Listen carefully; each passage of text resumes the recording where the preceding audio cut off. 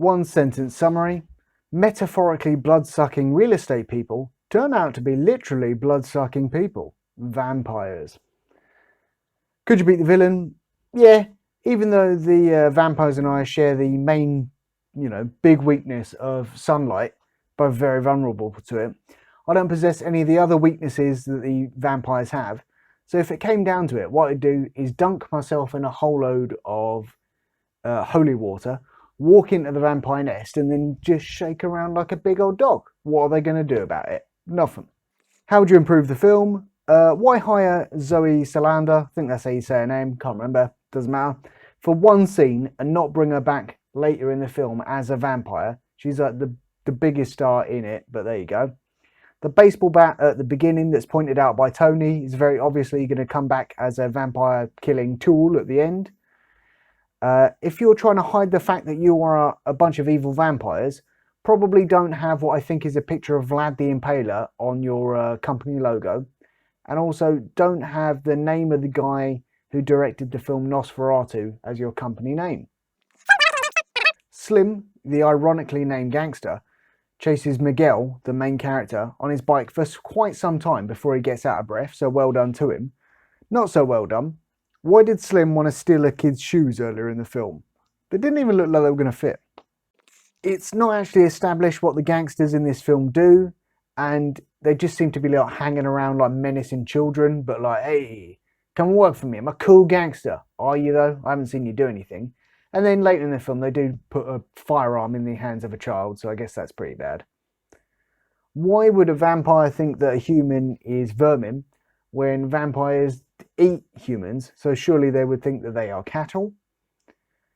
There was a bit about hand sanitizer. That's a good reference for 2020. There is not a lot of space between the shelves in the bodega.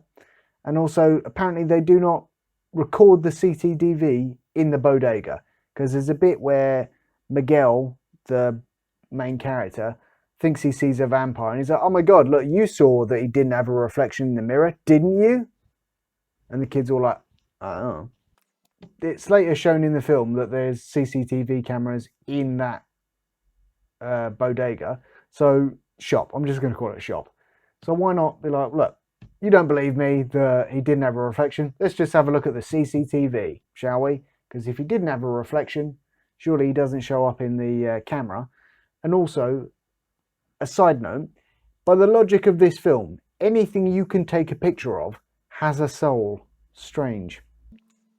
There's a bit as well in that same shop where some kid says that the mirror is dirty, and then Tony, the shop owner, he's like, do you have money for a new mirror? You ain't got to buy a new mirror, just clean it. Jesus Christ. How have these kids never seen Blade before? That film is awesome.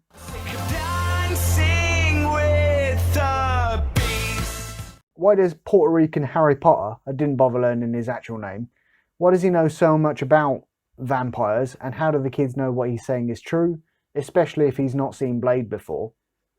Frank the businessman really shouldn't be locking themselves in a room with no witnesses and 3 little boys, not in this day and age. Why would you keep an evil plan with your schemes and all sorts of stuff, just like a nice little video presentation on a USB in a carry case? And why would you hide that in the carry case thing with the like big evil key that you needed to unlock Dracula's remains or whatever it was? Also, how did those kids not realise there was a big ass evil skeleton key in that little carry case handbaggy type thing that they had? It was very obvious to me that those kids didn't jump that fence for real. Tom Cruise would have done it, one take, no problems. How does smashing the glass in a door with an incredibly well aimed shot, I might add, how does that unlock a door? I want to see those kids reaching through broken glass and unlocking the door. They need to struggle. Frank the businessman offered the gangsters a briefcase full of money, and not one of the gangsters says, right, but how much is that exactly? Suckhead is not as funny as the film seems to think it is. Why are you ignoring me? What do you mean? I called you. Oh, sorry, I thought you were someone else. Mobile phones have caller ID on them, so that exchange should not have happened.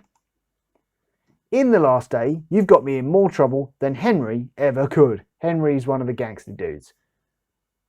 Really? Has he though? What's actually happened? You've been told off by your mums.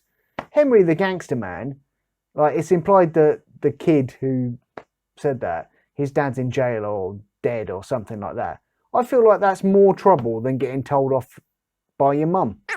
That priest should not be touching those kids. Absolutely not. Are Haitian vampires a thing? I don't think they are, but I'll look it up at one point in the near future and I'll find out.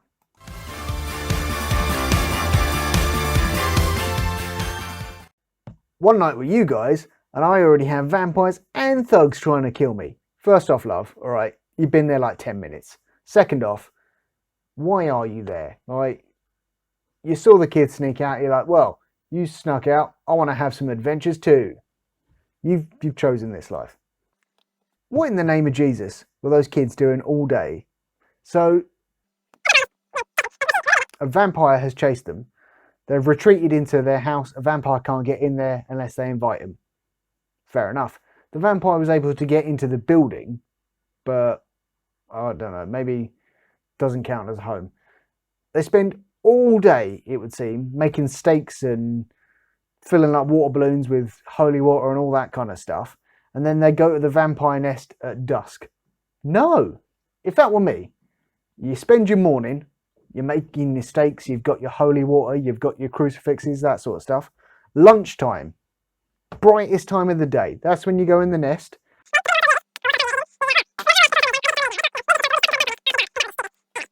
Why did the lady vampire's hair get longer after she was outed as a vampire? That was odd.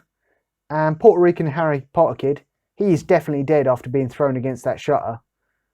I call bullshit on Miguel jousting that vampire to death with a broken baseball bat, as previously mentioned. And the vampires are all dead. Yay! But the people of the Bronx have already sold their land to the company, so that doesn't change. So, I guess they all are homeless and have no businesses now? I don't know. Where did Bobby, that was the name of the kid who I wrote in my notes, the one who was like, oh, you got me in trouble, more than Henry ever could. His name's Bobby, apparently. Anyway, where did his line about his shit being a little brother come from? Because I don't remember him having a rude or mean older brother. Why did that girl break the fourth wall at the end of the film? Was it part of a blog or vlog? And did she have a drone, or was she just talking directly to the audience? I didn't understand what was going on. Rating out of 5 beers. I like the social vampires being actual vampires gentrification thing, but the main character, Miguel, he was a child, so he seemed very, very young to be worried about like kale and oat milk and all that sort of stuff, because it's a very much like things were better in the olden days, but he's a decade and a smidge old, so he doesn't really know what the olden days were like. Anyway, I didn't really hate this, but I wouldn't recommend it. I would give this a 3 out of 5.